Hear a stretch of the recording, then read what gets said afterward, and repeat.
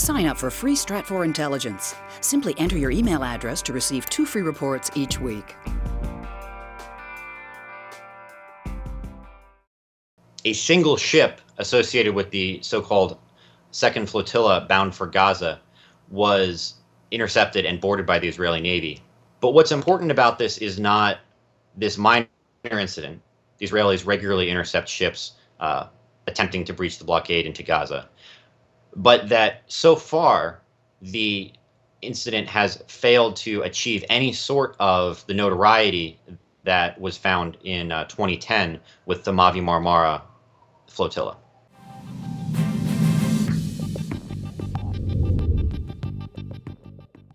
In this most recent incident, the Israeli Navy first intercepted and then boarded a French-flagged yacht attempting to breach the blockade and make a run to Gaza.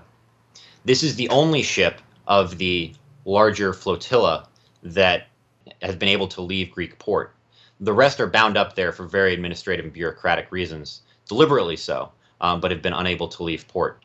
Tactically, this is a much more manageable problem.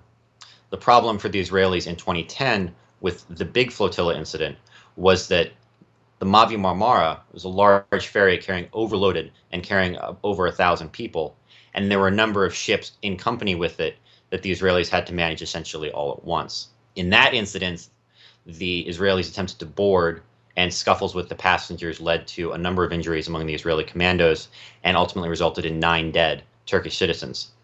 That incident sparked an enormous political backlash against the Israelis. The Israelis learned a great deal from that raid, and were certainly prepared at this point to deal with whatever the flotilla activists attempted to push through the blockade. But they've obviously made great strides in preventing the flotilla from forming in the first place. But the important thing about the current time is the context of the so-called Arab Spring.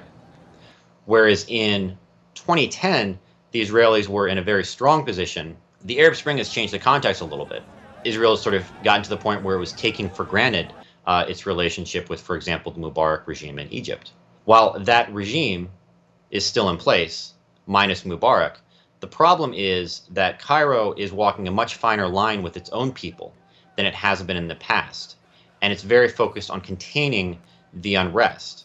What this means is that if the unrest in Egypt and in the wider region would take on not just the current democratic and disaffected nature, but took on a more pro-Palestinian, anti-Israeli line, that would put a number of regimes in the region upon which Israel relies for, if not overt, at least covert and clandestine coordination and assistance, in a much more difficult place, and could make Israel's immediate neighborhood a lot more difficult to manage.